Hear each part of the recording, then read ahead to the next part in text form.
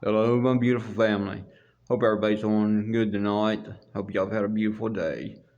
It's been a beautiful day here. Lots of sunshine. I'm dreading winter. It's cold weather and me don't get along too good anymore. But it's been a good day though, and I hope y'all's day's been just as good. Uh, we've been on. Everybody's been talking about homelessness and people been homeless and everything. So I had a memory come up to me today. I was thinking and praying about it, what I could talk to you guys about. And I started thinking about before I moved here, I lived in another little town in West Virginia. And it was just a small town. And people stayed to themselves. They really didn't talk much. They threw up their head and say howdy, how you doing, good day, and stuff like that. But when it comes to actually stopping and talking with you and stuff, people just didn't do it. After this happened, I had the spinal stroke and everything. This happened to me. I would always go down to the local store of the mornings and get me a cup of coffee and stuff just to get out of the house, really. And as I was going down through there, I started noticing this guy was sitting on the corner. I had a sign saying, "Please help. Anything you can do. God bless you." So I went on over to the store and everything, and the people at the store was talking about him, saying, "Don't give that bum no money. Don't be handing out money to these people. We don't know these people. We don't want them hanging up around here."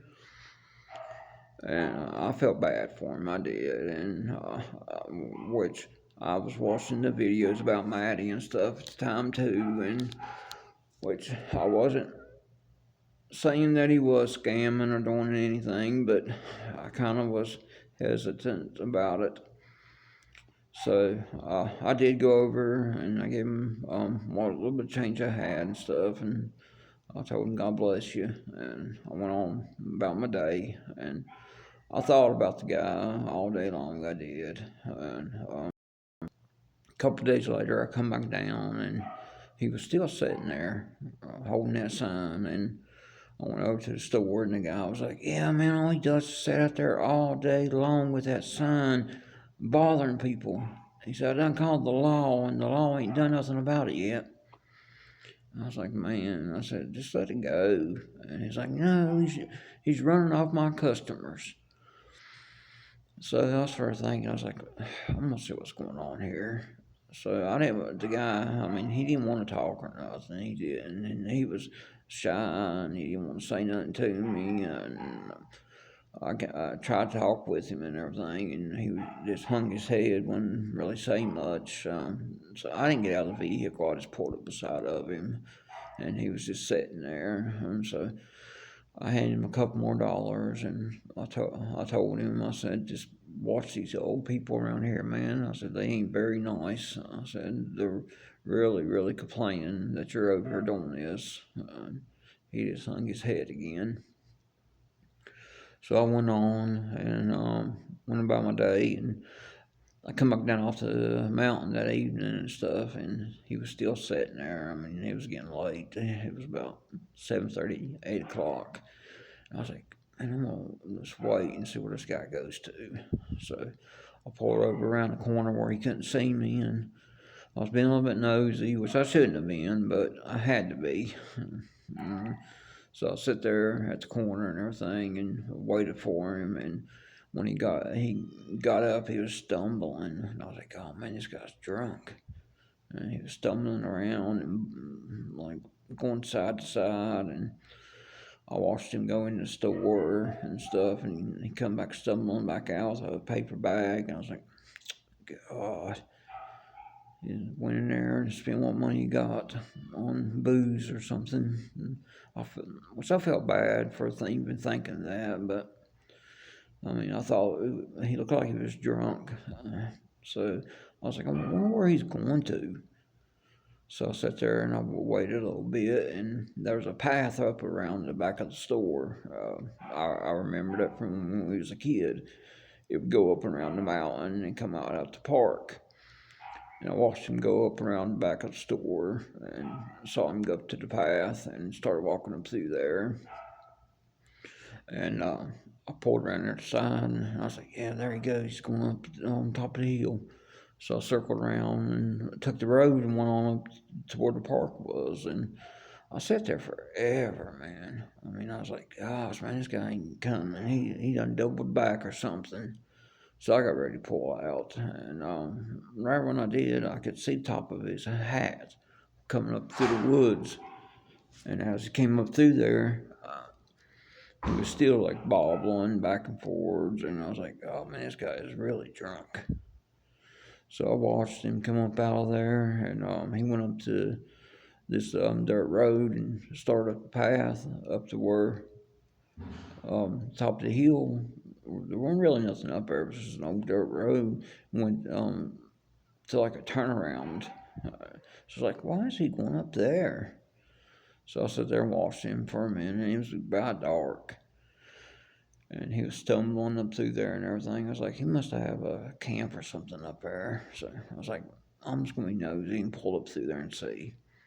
So I went up through there, and when I top of the hill, there was a tent up there. It was a tent. It was a pretty good sized tent. It was one of those big 2-room tents. And outside the tent, there was a stroller and a walker, and there was a little girl sitting there.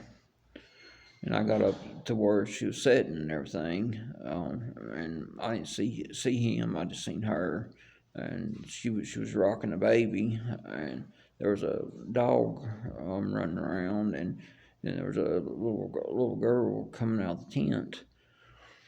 She looked like probably about a year and a half, 2 years old, and I said, "Are y'all okay?" And she said, "Yeah, we're okay." Then he stuck his head out. He's like, "Yeah, we're okay." I was like, "Are you sure?" He said, "Yeah, we're okay." Man, y'all shouldn't be up in here like this. I said, no good place to be. I said, is there anything I can do for you? And he comes scooting out. And when he comes scooting out, I could see he was a double amputee. He had lost both his legs. And he said, man, we're just having it hard right now.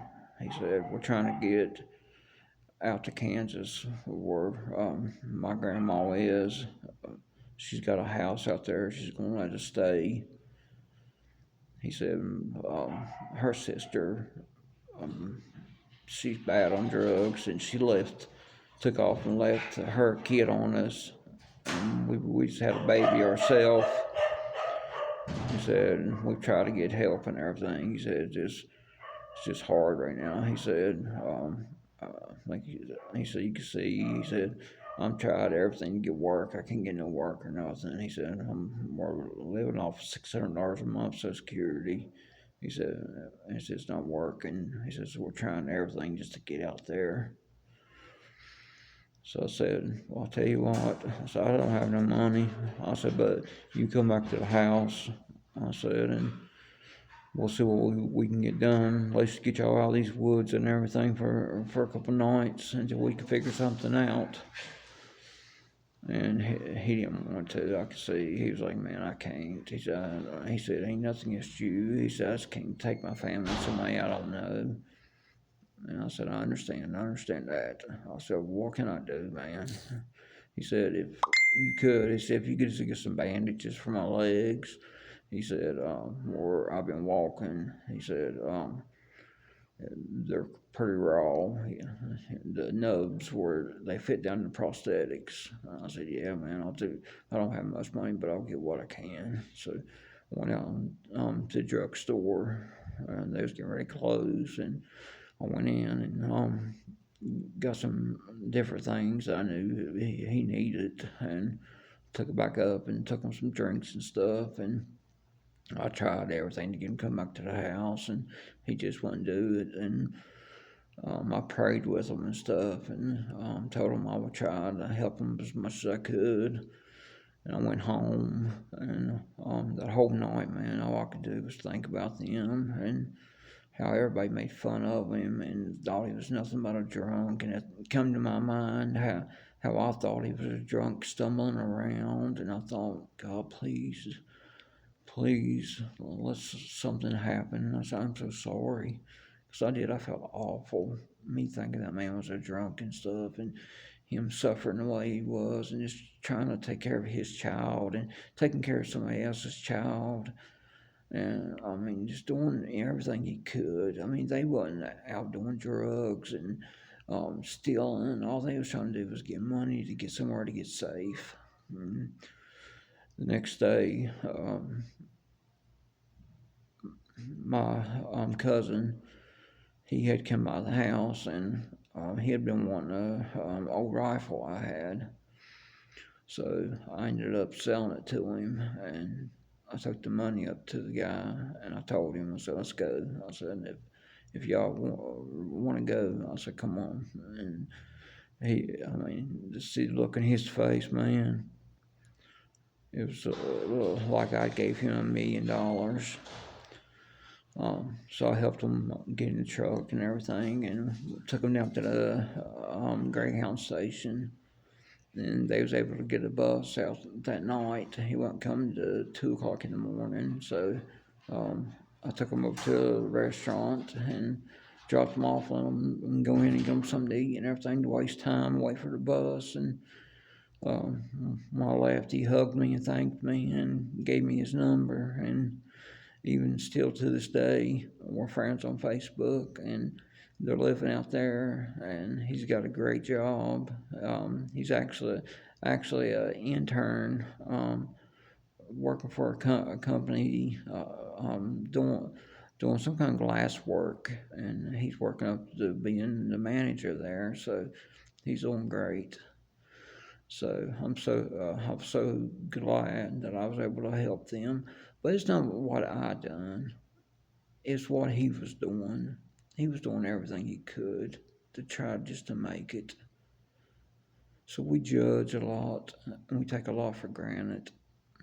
But there are people out here that really need help that ain't just doing it for drugs. So if you could take the time to listen, to watch, and to love, because not everybody's a scammer. There are people in this world that could use a hand up. I love you all. I hope you have a great night. Stay out of trouble. Don't get scammed.